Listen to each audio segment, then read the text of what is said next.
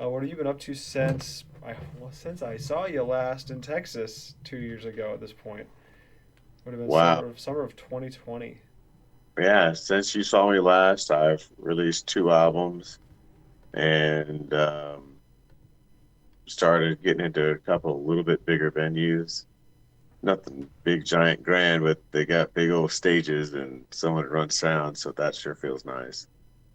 But other than that, worked another year at Camp Stewart and just absolutely love that. Um, That's awesome. Has the music scene changed there at all? at camp, yes, Oh, awesome. it's kind of cool. I started to find my groove a little bit more last year, and it gets to a point where now, like these kids come in, and music as an activity was brand new in ways when you and I both started. Um, and so now the younger kids are kind of used to, oh, well, we go to music, That's and so cool. I'm like, well, it's music. We're gonna sing out of the songbook, and each year I practice, these songs and that are in the songbook on piano because there's a piano and it's a little bit easier heard than an acoustic guitar. Fair enough. So, um, but these kids will come in and they start like requesting songs, and some of these songs are the kind of stuff my dad or my grandpa would have listened to. These are some old songs, but it makes sense since the camp's so old. These songs have been piling up. Like what kind of songs?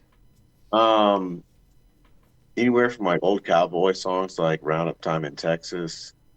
Um, what's another one? The Darktown Strutters Ball. That was like a hit in like 1917 or so.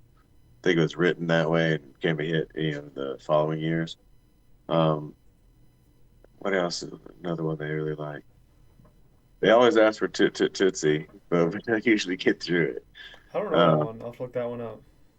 yeah, but it's neat because they're singing and they're starting to understand that they can sing, and it's not anything. It's not structured like choir, except for choir. Other times it's just, well, cool, this is what we do because we can, because we're human. So we're gonna make noise with our voices, and then we'll move on to different instruments just for sake of the fact that we have thumbs and we're people, so we can. Yeah. And I imagine this year will be a little bit more fun. I understand more my groove, so I'm like, okay, cool. And found a music library. It's got all the band instrumentation music that you could need as well as choir. So if the kids actually do bring their instruments, and they'll be encouraged to through social media and emails and stuff, um, but we might actually be able to have like a sitting band. Oh, that's cool. So yeah, and that's something I do. I haven't done it in a couple of months, I'll admit, but that's something else. But I kind of got onto doing some sticking drills just so I can do a little bit, be a little bit more smooth on, showing the kids the kit. Yeah, So, for sure. but and I'm not great at it, but I've seen marked improvement, and it and I often thought about you telling me, like, yeah, work on sticking drills, Yeah, I remember Um, that. Yeah. but yeah, man. Other than that, it's we went through a big move. We were up in Dallas, and um, you know, 2020 is my first year here at camp, and then I liked it so much I decided to talk my wife into coming and working, and she fell in love with it, and we just kind of stayed and help out with camp whenever we can, recruiting or cleanup or special weekends or whatever. That's so much fun. Yeah, I'm jealous. When you said you like moved there to live, I was like, wow, that's so Um, cool. Because there really is no place like that. That Camp no, Stewart. I've never been to a place like it, um, and I've always wanted to visit again. And if I find time, I'd love to stop by. well, man, it's 6 hours, but you're welcome. Yeah, for sure. That's so cool. But another thing that I've started doing is I realized I really like talking to people, and so I started interviewing slash podcasting with basically anyone that I can talk to. And so that's kind of another reason for just reaching back out to you and old friends, basically. I think Um, that's great. to just talk, and then anything of value that comes out of it, I can splice up and give you shout outs, and I enjoy it. Like it's one of those few things that I would definitely do for free. I would never be like, oh, I have to talk to people. Like, no, I love hearing what people are Right. up to and their experiences and all that. And I already talked to some musicians and a photographer guy and just other guy that was super into sports, just Cool. everything, And I've reached out to this person who's like super into Civil War history that I just found online. That like just a very hobby like, but they have their whole blog and website just because it's something they're passionate about. So I shot off an email to them like, hey, I think history is cool. Do you want to come tell me about it? Um, and if they respond, so there's stuff like that I've started doing recently.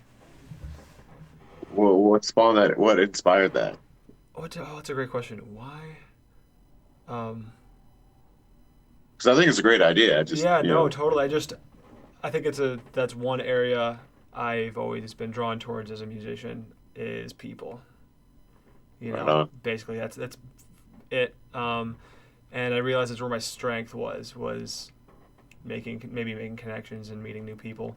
Where I've seen other people with different skills, but not that one, and I can kind of compare. I'm like, oh, okay, so you're really good at this, but you're not too socially able. And so it's Right. after that, after seeing some people like that, I realized, okay, that is a skill I guess I could consider I have. So I'll start using it, and I've enjoyed it. So it's Cool. just kind of as I work out what I'm good at, because I'm in college right now, and I'm like, I really don't like this at all. So if I can figure out something to do by meeting people or making something of my own to get out of that, I'm absolutely going to try.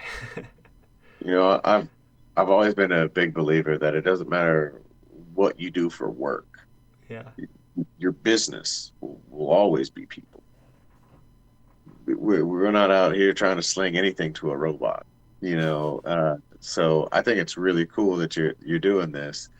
Um, I wasn't real sure what to expect. Sorry about the delay. That's Um, okay. but that this is great, man. Yeah. How, I was how I many was people worried have for you a sec. interviewed already? What's up? How many people have you interviewed already? Just three, and reached out to another handful more. I started about a week and a half or 2 weeks ago, being like, I want to do this. That's great, man. And yeah, so done that, and I'm going to that conference in 2 weeks here, and then I'm going to a jiu-jitsu specific conference back in Texas in April. Oh, where's that at? That is, I think it's in, when you say Dallas is where Grapevine is. Yeah, Yeah, I think it's in. Well, I'll check. It's in Dallas or Houston, one of the two. cool, man. But yeah, I don't I don't know if I told you, but I grew up on a judo mat. Like you my might have. I'm trying to think if you ever mentioned it. I'm not sure you did, or it wasn't relevant to me at the time, so I didn't remember it. my dad is a fifth degree, and he I've been on the mat since I was two. I've been off the mat now for the last 20 plus years, just because when I don't know, my dad had heart valve replacement surgery in 2001, and I lost my fighting partner. Mm, Yeah, it sounds weird to say it because it was definitely all out of love, but I mean, we fought every day. mm, It was, oh, there's a commercial break. Okay, now we're going to attack one another, and I I can remember being, no, Dad, you can't choke me. I'm not 13. Oh, okay. How many months I got? And it was just it's been fun to watch you to grow and learn all this that you're learning on the mat because I don't know if it's not a grappler, they'll never fully understand. mm-hmm. You know, but I could tell it's you're having fun with it. I think it's great. Yeah, definitely. Our competition was in the same room. There's two. Is one big room? One mat's over here for jujitsu, and the other was judo. And so there were a Cool. couple judo guys that had like blue belts in jujitsu, and they came over against our. So they were black belts in judo, but they Yeah. were second level blue belts in jujitsu, and so they faced our blue belt because it's it's white, blue, and then all the way up. And so our one blue belt we went because it was a blue belt and a bunch of white belts, and the second he made contact with the guy he was fighting, boom, he got flipped. Yep. Okay, then he okay, cool. He gets back up. Same thing. He barely lays a hand on him. Boom, he's flipped again. And we're like, okay, this is weird. A third time he gets up and over he goes. And we're like, okay, what is going on? Like the guy's tactic was to get all the takedowns and just Yeah. win by points. But then once he got the guy to the ground, then our guy, beat him. Right. But three times in a row, boom, our guy gets thrown just over and over. We're just like, oh my gosh, because none of our jiu-jitsu guys were doing that all day long. Yeah. And here comes this black belt in judo and just, whoom, just keeps slamming our one blue belt. And that was hilarious and surprising. Just because it was so unexpected. The Yeah. perfection of the takedowns that we hadn't been seeing all day. Man, I still remember like the hardest I think I was ever thrown. I was fighting out in Fort Worth, and I was working with a black belt, very very good fighter, and man, I resisted to one thing he did, and I walked right into a throw and didn't even see it coming, and just hit the mat and slapped, and the whole like dojo just stopped and looked, you know. And where the way I grew up fighting in Dallas, it was always like, hey man, if they got a good throw, take a good fall. Dude, this isn't a tournament. Don't hurt yourself. Don't hurt them. Let them have a throw. That's what it's about. You're gonna throw him too, or so just go with it. And man, I did, and I slapped that mat, and shook the whole place at what it felt like. And I got up and like bowed to the guys, like, dude, that was awesome. What was that? And he told me, I was like, didn't even see it. And I think that's kind of interesting because you'll always remember those times that you did something when you pulled off a maneuver and you did it. But we often don't like to talk about those mistakes. But hey, man, Hmm. I hit the ground perfect. Yeah. Yeah. I had one guy throw me, and the same thing. I was resisting, and I didn't see it coming, and I didn't fall with it, and just landed right on my head. And even my neck's still a little sore from about a month Ooh. later. I'm just like, it was just dirty. I don't know if he did it on purpose, or if it was just my lack of knowledge on how to fall correctly that I totally messed it up. And I guess I'll never know whether I just stumbled into a jerk or it wasn't smart enough to see it coming. Um, but that taught me a lot. Ground rules before you start with someone you don't know is a good thing. Yeah, oh yeah, absolutely. What made you decide to get into jiu-jitsu? So my brother, when he went to that Jocko conference back in May, that's one thing that those military-esque leadership type guys encourage. Joe Rogan, Jocko, that kind of like grift of dudes. Yeah, They just like all do jujitsu. Joe Rogan does it, his friends do it, Jocko does it, just that kind of culture, I guess. And so when he went to that conference, they gave him an introductory thing. And I was at my summer camp out in Colorado, and Logan was here in Wisconsin, and Logan found a gym to go to. And then when I came back, he got me into it in September. right on. So That's just from cool. the conference, and then since then, the second I heard there was a competition, I was like, oh man, I'm gonna have to do this, aren't I? Just for my just to test myself to say I did. Otherwise, am I really doing it? Right. And I'm very glad I did. Yeah. Well, cool, man. I'm glad you get enjoyment out of it. I just you know I mean I grew up going to these things, and like, sounds weird, but the smell of dojo or fighting Hmm. gym. The only other place I've ever seen that gets anywhere close to that is an actual like gymnasium, like Yeah, sure. gymnastics. There's something different in the sweat. There's something different in what's going on, and it is just it brings back childhood memories. So I think it's cool. I'm glad you're doing that. What else you Thanks. been doing? We'll let me think here. So since 2020, um, let's see. So what did I do? I came back to Wisconsin. My brother was still going to school here. We got involved in politics and the political campaigns. Um, I was in the Trump campaign. My brother's on the Trump campaign. I tried balancing that out with school. Didn't work at all. Totally ruined my school for that semester. Like, could not do both at the same time. Did that. Retook some classes in the winter, and then and then I went back to Colorado last summer. Yeah, and I Right. was a riding counselor. This time with younger kids, whereas previously I had been with high schoolers. So this was only kids 9 through 11 all summer long. Wow. And that was just a different experience, just absolutely a blast, Yeah, totally different experience. totally different. And then this last year, I went back to school for psychology and neuroscience. So psychology major, neuroscience minor, and that's tough. That's tough. Good. Yeah, and it is more tough because I struggle with school. I wouldn't say because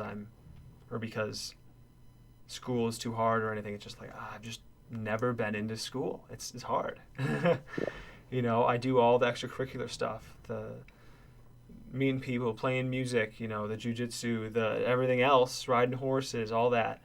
That's like, man, to sit down and do this stuff. I'm taking a math course right now, and I'm learning the same stuff I learned in eighth grade. Basics of algebra.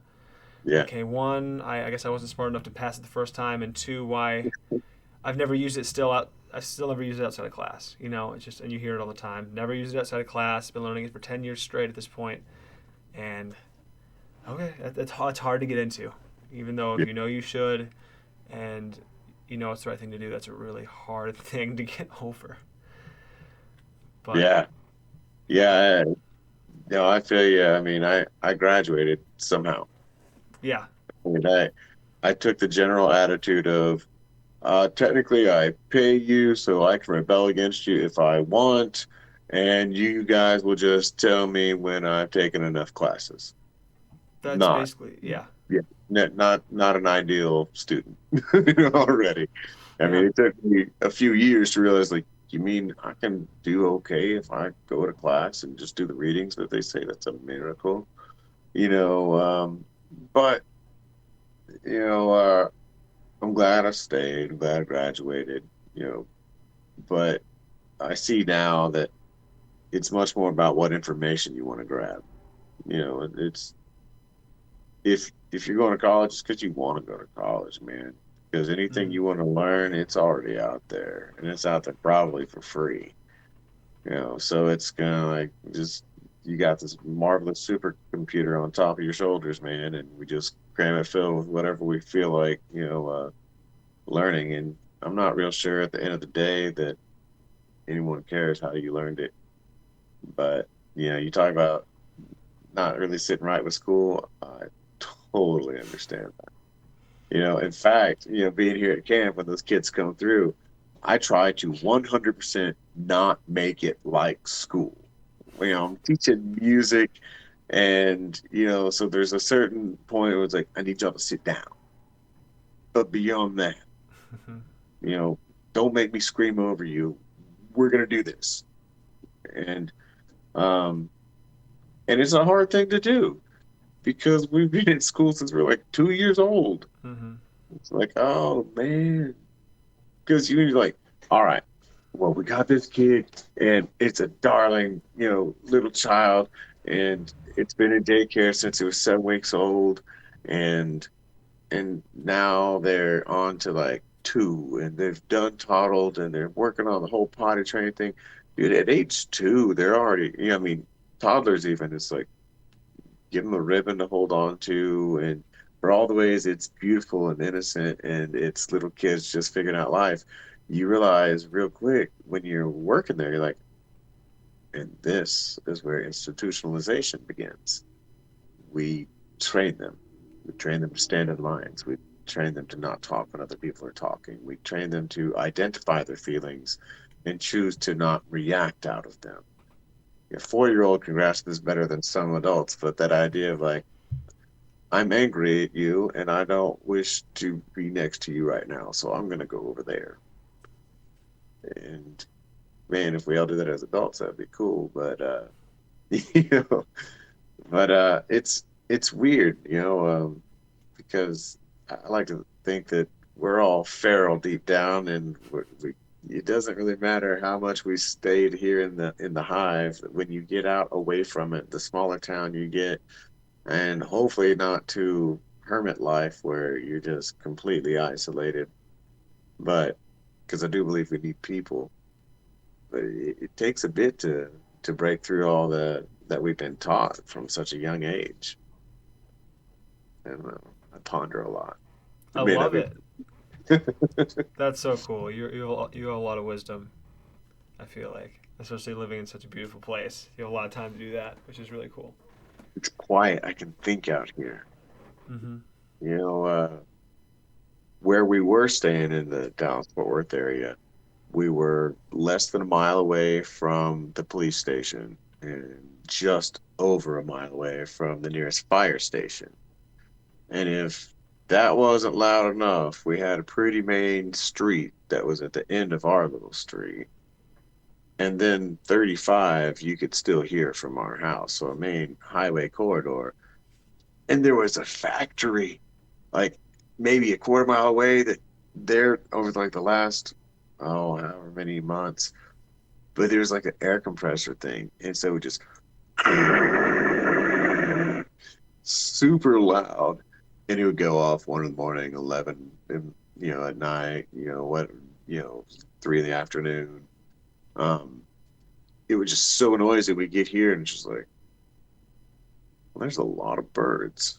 You know, Yeah. uh, if you hear traffic, it's like, oh, there goes that dude again in the yellow truck. You could tell because it's the only one who sounds like that.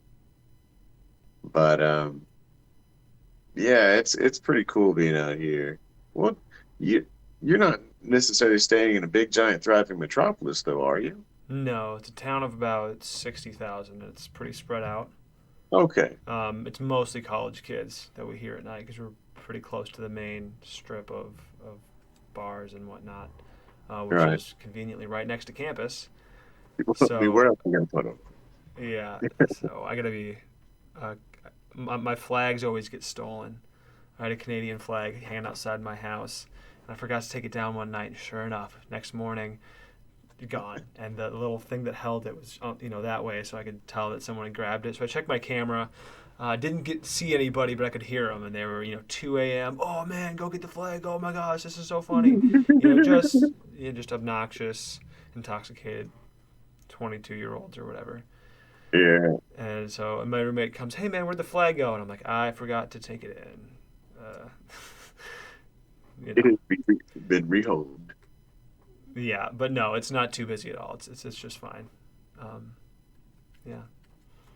Well, that's good. I mean, uh, I don't know how everyone else is, but I'll tell people I'm a thinker, and I'll also tell you that I don't know that any of these thoughts are quality. I don't, you know, but it doesn't mean that I'm not thinking, So, um, but man, when it's quiet enough, I mean, there's times here it's so quiet that you got to shut the windows at night because it's too loud from all the frogs and crickets and stuff, depending on the time of year. But I highly encourage anybody, and you seem like the kind of type that it's okay. Just think, let your thoughts roll. I like to walk a lot, so you know that's a cool way. I just let those gears run. You know, sometimes the game is like I'm gonna walk until I can't think anymore. You know, sometimes it's a longer walk than you want, but Wow. What's your philosophy on life then? You've definitely got to have a few, or have picked up some bits that you go to whenever you need them, if that makes sense. yeah, philosophy and life. Well, even though I will have times that are up and down. Sometimes things are really exciting, sometimes they're low. But no matter what my emotional reaction may be at that any given moment, the overall philosophy is that everything in my life is there because I designed it that way, because I want it that way. From the people I choose to be around to the places I prefer to hang out or live, what I choose to spend my time doing. I can't just do what I think people think I should do. I have to design my own life, and I think we all have this ability. Um, it doesn't matter what it is in the world that you want. All you have to do is just imagine yourself there and get after it. That's my basic life philosophy. I mean, at 25 years old, I'm getting ready to graduate finally. And I'm like, I don't know what I'm going to do. So, almost like a mantra, just ask myself, what do you want to be when you grow up? What do you want to be when you grow up? And there's these answers to be these answers to be the answers. And I would be like, nah, no, okay, no, definitely no. Just whatever was coming up, you know. And for whatever reason, my beautiful, unique little brain just landed on rock star. I'm like, no, dude, what are you talking about? You're 25 years old. You're a choir boy. You know, like what are you trying to do here? And it's like, no, no, no. But since you just keep refining what that means, and it's like, whoa, it's not really about having long hair and playing metal. Okay, well, what is it? Well, it's I like writing. Okay, so you like to write songs. Great. So you write songs and you sing them in coffee shops. Okay, I like coffee, but I want a little bit bigger crowd. I would like to see a bigger stage. Okay, well, that means more practice. Well, I can do that. And it's just kind of like I said, you know, that it's all thoughts. Can't tell you that they're quality, but um, I mean, if I were to sum up how it is I am where I am today, it's because I first decided I wanted to be a rock star, and when I finally picked up a guitar, a couple years later, I, maybe 4 years later, I just like, oh, I want to write songs, and I want to go do this for as many people. And the game now is like a guided lottery. You just do your best, tell as many people as you can, and just book shows and have a blast when you play. So it keeps getting more and more refined. Um, like I personally I don't like to play sports bars. I have and I'll do it, but it's just not my thing. If I never have to go to a sports bar again, I'd be okay. But I tell you what I do like, I like I like hanging outside and playing for people. I'll play it for 3 people. I'll play it for 300, but I like to be outside when I do it. It just feels just more natural. But yeah, I started telling people I was a songwriter, and here I am. I didn't know that I was a songwriter. It's like, oh, we heard your stuff. Like, no. Well, I thought you said you're a songwriter. I'm like, well, I write songs, so I guess that makes me a songwriter. And some people was like, well, it's a weird attitude. I'm like, no, it's kind of the only one. You just and I don't believe it's fake it till you make it. It's just like, all right, here's one of those not real sure if they're quality thoughts. Suppose aliens come down, all right, and they gotta collect us, okay, sort us according. Now we as people, we're like, all right, they're gonna get the tall ones and the thick ones and the little ones and put them all. They're gonna get the whatever color hair, because we as humans, we see race, there would probably be that weird separation. But I think the aliens would come here and be like, okay, need all the runners. Okay, everyone who's running right now, we grab them.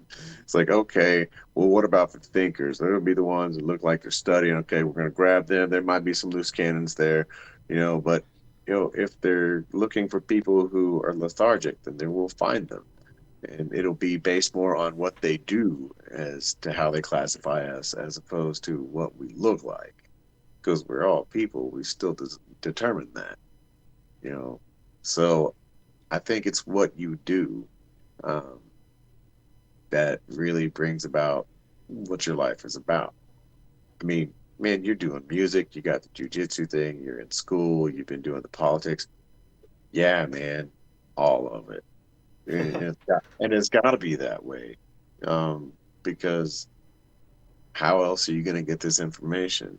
You can read about it, but I mean, how are you going to really experience it? It was only one way to do it. Hmm. So, I think that was the biggest answer of the question you asked earlier of how to come about deciding to podcast, meet people, talk to people, is that I realized I can't do everything. I Yeah, can't do everything. And so if I can just talk to other people that are, maybe that'll help satiate some of that desire to go and do all of that, which I know I can't get to yeah. with all that time. That's a big part of it as I, well.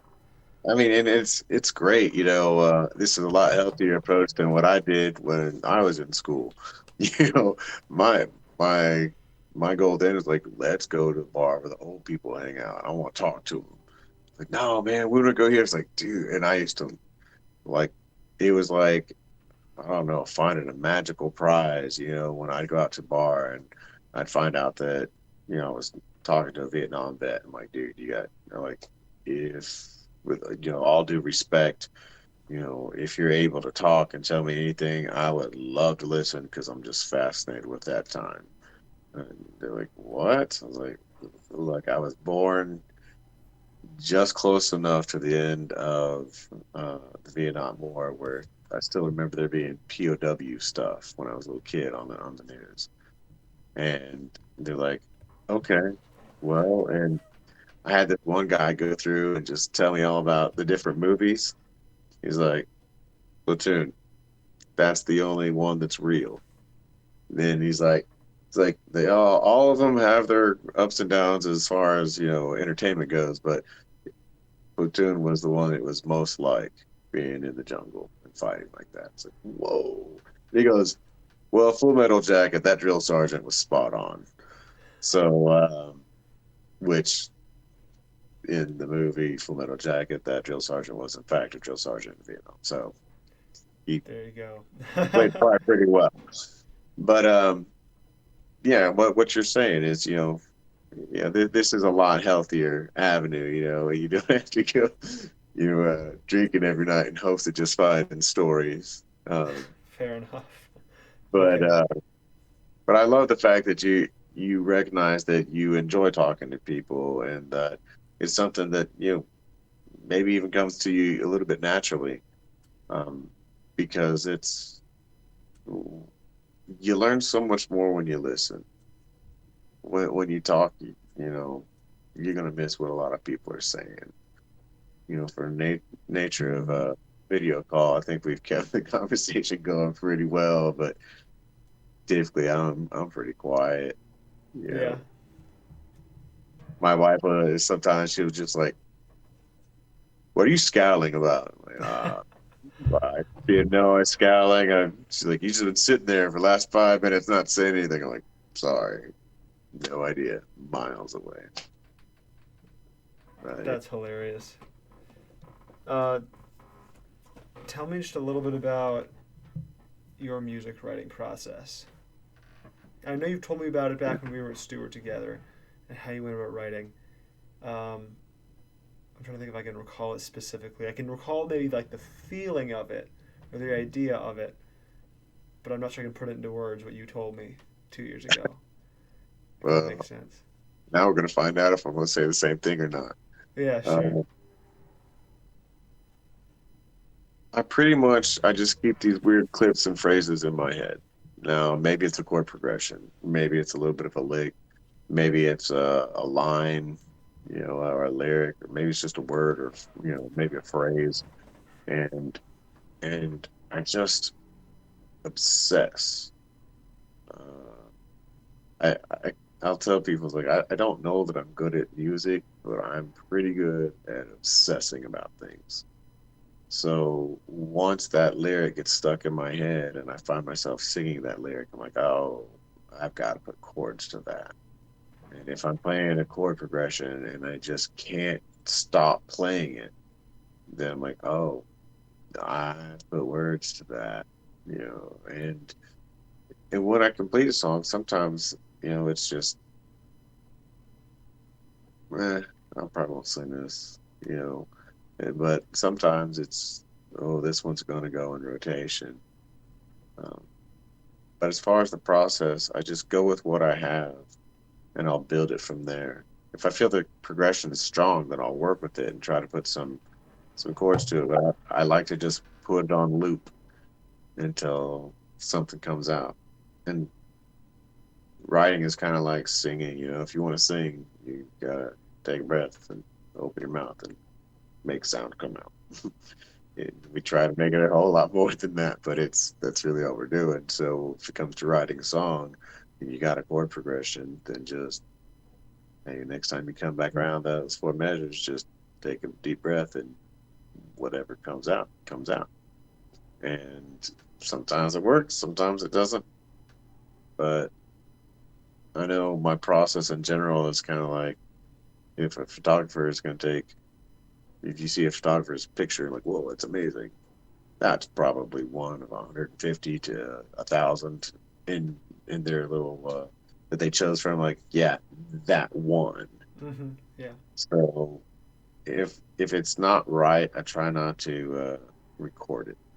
If I'm like, I don't know, but if I'm not sure, oh man, I'll play it public. I got no Mm. problem doing that. Some people disagree with that, and my thing is like, well, dude, if I don't go play it in front of people, I mean, if you play it in front of somebody and you're like, dude, that sounds stupid, you know, you're gonna go home and fix it, you know, or you're gonna feel embarrassed that it's like, now if that song is so weak that I need to just stop singing it, then I can do that. But maybe I just need to fix a word or a line or a verse. Um, but yeah, I just think it's just a matter of doing it. Take whatever songwriters you're into, listen to them obsessively, and yeah, I think it's okay to go after an individual style. If you're trying to be like, I'm a grunge rocker, or I play death metal, or I do, hip hop, it doesn't matter what genre you choose. But I would say try to get the style of a person, a songwriter, not just a sound. Because if you're going after sound, you may very well get it and nail it. But I believe that if you're gonna talk, you should say something, and if you're gonna sing, you should believe every word, every single word, even those ands and these and stuff. I was trying to take a video earlier, and I kind of mumbled a word a little bit because I said this instead of my, and in my head I'm like, oh. But like I said, I'll sing these songs in front of all sorts of people when they're not ready because I know something. I know that no matter how awesome I think I might could be, and how strong my lyrics are, and how great my voice, it doesn't matter if I build myself up like this. No one's listening, and I say no one's listening. There's a lot of people listening, but there's not a lot of people listening for that one word that got messed up. Yeah. You can repeat, a verse three times, and most people will not notice. And it's a hard thing to get over because, and I know you have some classical training in music, like that's it. You practice until it's perfect, and then you Mm. go play it. And if it's not perfect, everyone will know. Right. Yep. And when you write your own songs, if you want to, you can be like, "No, I didn't mess up. I just changed it tonight." Yep. you know, and it gives me, and I think a lot of people, a lot of freedom. But what's the Miles Davis quote? I'm sure I'm going to butcher it, but it's not about the notes you play. It's about you know It's like the the way confidence you or play it. yeah, Yeah, intentionality. yeah. But I agree with that. Hey, if you have an ability as you're falling off a horse to do a double backflip and stick that landing, then why wouldn't you? You still Mm. fell. You just decided to put a little bit of something on it that you could control. You know, you Yeah. don't have to wreck the whole thing. But I think music is just one of those things you just have to, and you know this with fighting. I think there's a lot of parallels between the two actually, because you're going to give it your all. It takes practice. You need to warm up, and if you go up against an opponent, slash, you know, crowd and audience, and you are not prepared, they will bury you alive, and they won't stop until you do something to make them stop. and this isn't on the mat, so there is no ref saying stop. You just have to go, oh man, and just keep on going. You know, so it's just ain't nothing to it but to do it. But never expect to be the very best at the very beginning. That's silly. You know, even if you're a white belt and you take down, you might get a good throw, or you might somehow even get a submission. You know, just if it's those Bushido spirits, man, you go up against your opponent with all that you have, always, and never underestimate your opponent. It doesn't matter what your rank is, how tall you are, how strong you are. If someone's got their shot and they take it, you weren't ready. You lost your fight. You know, and same thing with music, man. If you knew you were going to get in front of a crowd, or you hoped you get in front of a crowd, and you mess up once, are you going to quit the song? Did you just walk off the mat? Did you quit? You know, or are you going to be like, no, no, no, no. All right, I'm going to do it right. And yeah, man, I always want people to do music, but I also understand that it's not for everybody. I people will sometimes, and I'm sure they do that. It's like, man, I wish I could do that. It's like, have you tried picking up a guitar? You know, well, no, I just do like, man, you're already saying you can't. Mm-hmm. Say you can. Go try it.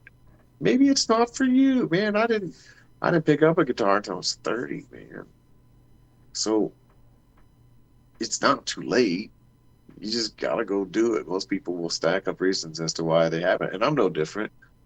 Man, I think it'd be cool to run a triathlon. I really do, but I haven't done any of that. Closest I ever came was when I started running while I was a lifeguard in my 20s. I I just didn't have a bike, but it's whatever. You want to climb Mount Everest? Dude, start small. Just walk up the hill to close to your house. You know, try a slightly bigger hill. You know, it doesn't have to be all at once. Just go do it. You got anything that you just gotta do before you die? Since it right now, since it feels like I'm doing everything, I haven't thought about much into that specifically. No, I honestly feel like everything that I've wanted to try within my circle, I've tried or am trying. I'm writing music about as much as I can and putting that on TikTok all the time. Just everything that I think of almost is just going, and that's my blog, if you will, good and bad. Um, I'm going to school for something I'm interested in, at least. I'm trying to martial art, and I'm meeting people as fast and as cool and as fun as I can because I love doing it. So at the moment, I guess no. And maybe I'm afraid to say that because maybe it's like, oh wait, do I not have any goals? Well, maybe that's what I'm sorting out. I don't know, but Well, I'm no, pushing it a lot. I'm pushing in a lot of directions that I think yeah, will you are. resolve sooner or later. I would like to think. Well, I have these things that I know are like, I mean, they're just bucket list stuff. It's not necessarily goals, but I mean, I know I would be really scared if I would love to be in a shark cage. When Yeah, that big old great white shark goes by, I won't touch it, but way away from its face. And yeah. I can still say I touched a great white shark. It's amazing. You know, I don't know. I have Ever, places. I have general places I'd like to visit. Of historical significance. I've always wanted to visit like some Civil War battlefields here in the United States because I just love history. Obviously, visiting historically significant places in Europe, whether they're battlefields or castles or anything, I don't know. yeah. That would be cool to encounter and to see firsthand. I've always wanted to finish an album of sorts, and writing that on my own is tough. And I've had writer's block for who knows how long, and I just actually overcame it and wrote a couple songs in the past couple weeks, actually. Don't know, and actually how that came about was I started writing stories just for fun. I got back in. I did when I was a kid all the time, but I just started reading a lot for fun, and then with that writing, and then all of a sudden, what do you know? I pick up my guitar again, and all of a sudden, I can write lyrics again for the first Mhm. time in a long time. I've been writing bits and pieces for forever, like I told you over Facebook. Oh yeah, I have some stuff, but it hasn't formed into a coherent song in a long time. But I just wrote like two or three of them. Well, So congratulations, man. you know, No, I know how it is, but dude, if you don't do this yet, man, I'm sure I probably talked to you when we were last, hanging out here in Texas. Um, dude, write every day, man.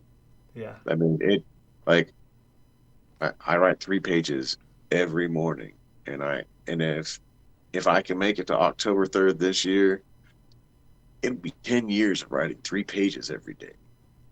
And yeah, it's an emotional dump station, and there's no attention span whatsoever. If it pops in my head, I write it. Sometimes it comes in the form of a great affirmation.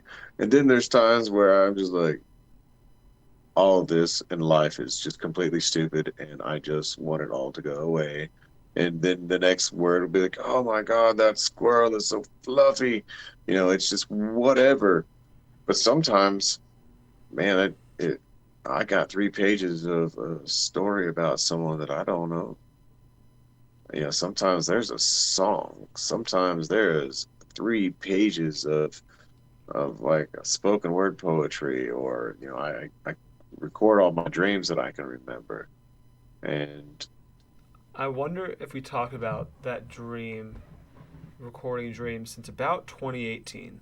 I've been recording my dreams, and I just looked. I can see if I can pull them up somewhere. Just how many words I ended up having because I type them in my phone. Right, you wake up and you're tired. I'm like, otherwise you forget them. yeah, And so I just have kind of like that notebook, just a lot of chaotic, sporadic, 2 a.m. Mumbling into my phone.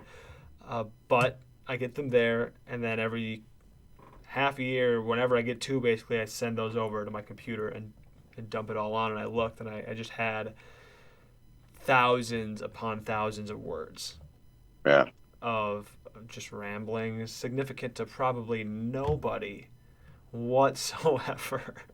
It's just your brain uh, unpacking things from your entire life. And I'm like, well, my dreams mean something. And they're like, no, they don't. I'm like, no, I don't think you understand. I have a narrator in my head, and a good chunk of the time that's saying, "Oh, hey, pay attention to this. This is important." Sorry, that narrator is me, and I told me to pay attention to it. That means it's important in my life. It kind of, means yeah. something. What it may actually mean, we may never know. Yeah, truly. Oh As my it, gosh. as a result of, yeah, it is our brain unpacking our entire lives whenever we go to sleep. But I You ever watch What the Bleep Do We Know? Mm-mm, no. See if you can find that wherever you might find it. I mean, God, I first saw it on a DVD, so good luck. I don't know. But it's called What the Bleep Do We Know? And it's very quantum, thinking. But there's a part in there where it says that your brain can't tell the difference between what's happening and a memory. So if you can recall your dream, it's like you actually did it. It's like plugging into the matrix. If you can find a way to get about it doesn't really matter. Your brain just kind of puts it together. It's like, oh, you learned this. Okay, cool. Huh. Um, That's a so fascinating concept. I'll have to look into that. I've never heard of it. I've heard of it, but not that way. yeah, I always thought it was pretty cool because I keep thinking it's like, oh, that's why what you think about, you bring about. This is what they're all talking about as far as manifestation and stuff like that. It has more to do with, well, what kind of life are you imagining for yourself? Or did you say, well, I'm gonna go to school because everyone said I should go to school to get a good job. I want a good job because, I don't, so yeah, I went to school and, you got the degree and I got the job, and you did this because I was told I needed a good car, to get me to and from my job, and a place to put the car. So I got the house. But if that's not what you want to do, then you have to imagine something different. Mm-hmm. Part of the problem I had with school is I couldn't imagine myself. graduating from college and going to whatever junior high and start directing choirs for junior high kids in hopes that I would be a good enough teacher that I would go on to teach in high school. And if I could do that and get that master's in music education and maybe even a doctorate, then I could go and teach at a collegiate level. And then, no, man, yeah, that's just same reason I wasn't on an opera stage. I couldn't imagine myself being there. But I can imagine myself standing in front of people with a cowboy hat or bald headed and singing the very best I can songs that I wrote where I feel comfortable because no one will ever know if I make a mistake because it's my song. So, that idea and this ties into the writing too, because apparently we are most susceptible to imprinting in the morning.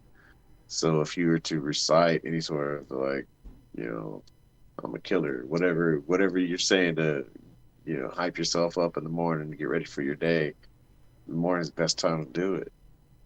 Your brain is still in that in between of, dreamland and waking hours. So you're kind of blending the two together the very best you can. And, you know, again, it's magical, this place where I live. And I can't believe I'm here. I mean, the whole reason I'm here was because 3 years ago, someone said, "Do you want to play a show in the hill country?" And I said, "Yeah." That was it, and I wouldn't have been in a position to, and I only knew this guy for like 2 weeks, so it's not like he was like my good friend. I mean, he's my good friend now, um, but yeah, I just imagine like constantly. That's what I like about writing is, man, I never know what's going to come out of my brain. And it's to a point now because I haven't missed a day that I don't know what will happen if I quit. Hmm. I suppose it's a healthy habit, and I hope I can read my handwriting. I mean, it's tough to say. After a couple of years, I was like, I should switch over to cursive, and so I've been writing cursive for like last 8 years or so. And you wouldn't think it makes that big of a difference, but man, it just makes it all flow together so much faster Huh. because you don't have to pick up your pen as much.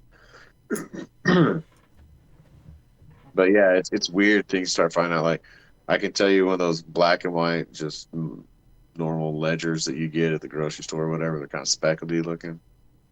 That'll take me 2 months to get through. A good pen will last me 3 or 4 months, but sometimes they go in a week. So you always got to keep a stack of pens around. There's a guy down here. We're talking about all this stuff, and I really, he's a good friend. I really like what he says. But his grandfather, the way he tells the story, he said, "Man, here's what you got to do. Answer this question, and you'll know everything that you need to know about your life. What gets you out of bed in the morning? That's it. Hmm. You know, whether you're going to look at it as some sort of raison d'etre, or if you're just going to say, you know, this is what I'm excited about." But yeah, man, I you ever read the book Illusions? No. Who's it by? Richard Bach, Okay. and I mean, I'll forewarn you, it's kind of hippy dippy, but it's not an instruction manual. Yeah. Not at all. It's Illusions: The Adventures of a Reluctant Messiah. It's Huh.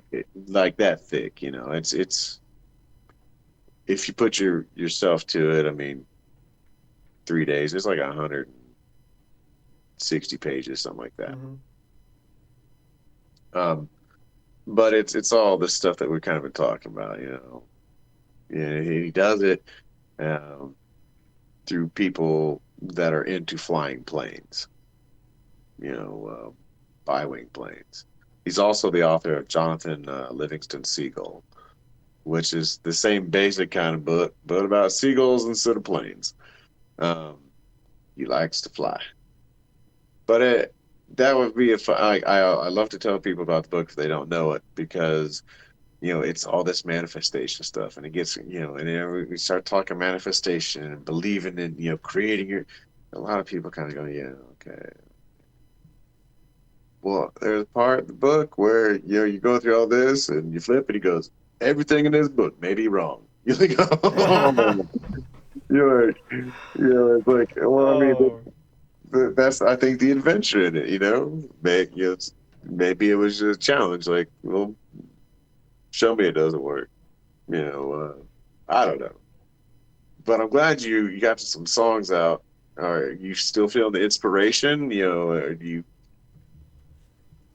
yeah, yes. Since I've started typing and writing even more, absolutely. Um, Thinking more in stories, thinking more long form, and just putting together ideas easier. And they're just coming much easier than they have in the past. Absolutely. I've never really been uninspired.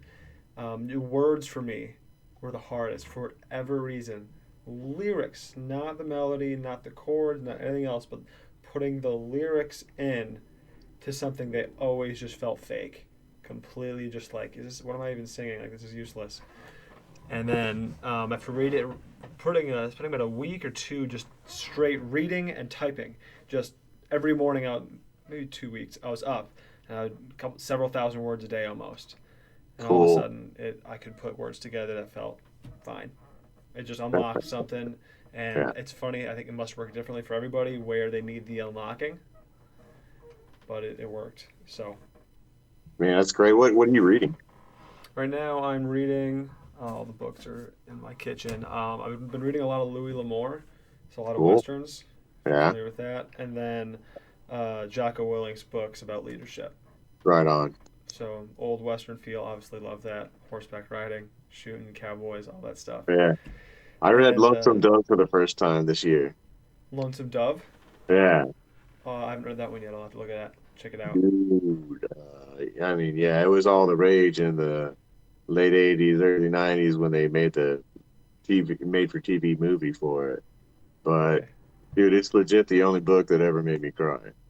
Oh no. Okay. And Fair it enough. wasn't one of those. Oh no! It surprised me. Like, oh damn, there's a teardrop in my eye for this character. Um, but it's like 900 pages and worth every word. Wow. So, That's beautiful. oh yeah. Well, I mean, they go through your neck of the woods too. That's what's kind of neat. The whole Oh, premise interesting. of the book is coming from South Texas with about 3,000 head of cattle, longhorns, and they're taking them up to Montana. Mm-hmm. So they come up the invisible side of what would be, the 25 corridor, but they're heading up. They're not trying to cross the mountains, so they're staying in. They would take you right up into the Dakotas before they take a left. Yep. And Up through Nebraska yep, and yep, Colorado too, I suppose. Right? It goes yep, a little bit. Texas. Was it Texas, Oklahoma, Colorado, Um, Nebraska, Dakota? Colorado's a little bit further to the west. Over Oklahoma, you got Kansas. That's Kansas, right? Yep. Straight shot north. But yeah, it's a fantastic book. But I don't know. I'm glad to hear you say you've been reading because I've been reading a lot. You'll have to Um, tell me about what you're reading in some time. Just send over a book mhm. list. Yeah, man, I'm a Stephen King reader. I never really planned on that. And a lot of people go, "Oh man, dude, it's something I can just kind of like veg out to, almost like when you're reading comic books or something, man. And just like I get invested in the characters, but not really because I'm like it's Stephen King. Everyone dies, you know. But I don't know. The stories are fun. I don't know why they're fun, but he's got this whole universe that I really dig. But it's also good training for my eyes because I'm able to read them quickly. So then I can go through, like, I also like to read classics. So if I can read a classic, then I will. Um, but sometimes you need to get your eyes just moving in that back and forth motion, going quick. So when you pick something else up, it's like, okay, it's not like making me go to a crawl. Um, I know when I read Last of the Mohicans, it's like, oh, okay, there's a language difference there that I was not prepared for. I Oh, slept sure. it's an older English, but in comparison, like Moby Dick or something, Melville's his words are older because of when he wrote it, but man, he's got a certain flow to it. Hmm. Uh, but yeah, I usually do one or two books, by whomever, and then a Stephen King book because I can go plow through. I mean, yeah, for some reason I just plow through his books. I don't know how it is. I've always been a relatively slow reader, but um, for whatever reasons, I'll pick up a Stephen King book and it's like 900 pages. 5 days later, I'm like, well, that was tasty. Why couldn't I have done that in high school and college? I would have been Yeah, a, right. Yeah, the rate um, I'm reading it now is I would have made myself proud at 16. no, come You on, know, yeah, yeah, man, and it has made school easier just knowing that, oh, okay, so I can finish 200 pages in a week if I need to. Like, if I yeah, enjoy it, it's no problem, believe it or not. man. But when you're reading about the Krebs cycle, because you, Oh, yeah, no, yeah, anything but that. And balancing net ionic equations. oh yeah, yeah, God. I was so disappointed when high school chemistry was not blowing things up. Or, I mean, it was like you did a whole bunch of balancing equations, and man, talk about stuff that I just don't need. Like, I wasn't really good at balancing equations in 10th grade, and now I have absolutely no reason why I would ever need to balance an equation. Right. It was like I am so far removed from chemistry at a molecular level that I just I'm not even worried about it. I just wish And we got to throw more it's things in. unfortunate because on its own, it is cool stuff. It is Oh yeah, cool stuff, and that's what I'm probably most disappointed about. Is I know that because I have to do it, I'm being pushed away from something that I know otherwise would be really interesting yeah, to right. learn. Yeah. Really, because yeah, For me, it's like like the same thing with like physics. Physics, I actually understand a lot of physics. And I'll go screwing me up and make me do the math behind it, but you talk about the basic principles and theories of physics, I have a pretty decent grasp on that. Okay, cool. But that's something I noticed. I really enjoy the theories behind all these things. They're really cool. mm, But then they start doing them, and yeah, it's like maybe it's my IQ, my average to subpar IQ. I don't know, but they start doing it actually, and I'm like, okay, I thought this was cool, but yeah, yeah, man. And I mean, same thing with like genetics. It's like, oh, you think it's gonna be neat, but it's just so tedious. I thought I was gonna, maybe get into ecology for a little while. So, dude, that'd be awesome. And I realized that I don't want to go stomp around the swamps of Missouri just so I can put little rubber bands on the ankles of salamanders. Come back for the next 15 years and see how many got bracelets on. Man, I don't care. I okay, like that's hilarious. salamanders. That is actually hilarious, Zach. It's a great image to think about. I was so disappointed because I took ecology. I took it twice because the first time I didn't take it very seriously. And I remember one of the professors who was there. We had a few of them team teach for different ecosystems, and he was like, "Yeah, like my life's work is I go to Missouri and I band salamanders and I count them. I've gone every year, been studying for the last 15 years, and I'm compiling all the data." And I was like, "Oh, that's horrible." you know, and it's so funny because man, I like catching little creatures, and I like taking care of them. I think they're so cool, and salamanders. I mean, that's awesome. But no, man, I need more variety. Yeah, yeah. And I banding could be a salamanders. songwriter for that many years, but I could change whatever song I want. I could play someone else's song. I can have friends with me. I play, completely solo. I can go to book a bigger show and take a smaller show, play parties. Man, I can be different, but he's going with the same swamp. He's trying to pick up the same salamanders. Like, no, dude. That's a skill that maybe I'll catch eventually. But being able to specialize and hyper focus into one thing and still feel as satisfied as I do doing many different things. Yeah. Well, you might have that brain, man. I'll tell you right now, one of the most fun jobs I've ever had was being a choir director. Because for me, what everyone else sees is like, oh, there's a director. And for me, I'm like, sweet. We got 8 parts of human voices written out here. So I need to know every single part and where my sections are and how I'm going to bring them in and cut them off. And that means I need to know the lyrics. And I should also familiarize myself with the piano part. Well, we only do 3 songs on a Sunday. So that means I have to do everything and make it look like I'm just flapping my arms, be expressive. And that's the kind of job I did. And another one would be like a Starbucks barista or anywhere, but a busy coffee shop. Um, when I was working there, my now wife, but she's the one who made me get a job there. And man, when you get into the groove and you realize like, okay, we saw 55 people through the drive-through in a half an hour, and we saw about half that inside, and you do that for 2 hours straight. You doing everything. Let me grab this, put this over here, put this on for you, grab a milk over here, turn on the water, check it out, dump out the coffee, rebrew it. You just go and go and go and go and go and it just feels like one job. It's great. You know, I mean, driving. Oh my God, driving is so dangerous. Why do we drive? It is the dumbest thing ever. It's like, hey man, we got this metal box and we're gonna put some rubber wheels on it. You go as fast as you want. It's illegal, but we're still gonna make it go as fast as you want.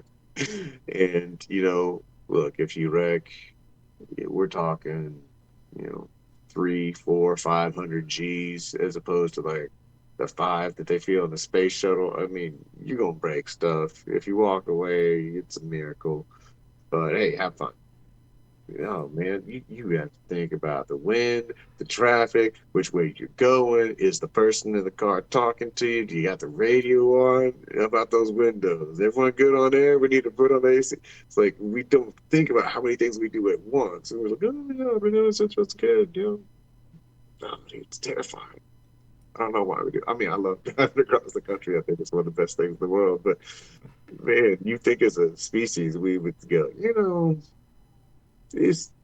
don't really have that good percentages on this one. We should rebalance. Oh, I'm enthralled by your stories, Zach. I wish I could put a microphone just inside your head and listen to your thoughts. Dude, that would be That's neat. Of course, that we would may be not be some. friends after that. You're like, this guy's too much. That's a great point. Driving, when you think about it, is insane. That's everyone. You're right. Everyone can go as fast as they want. We just have to hope they don't.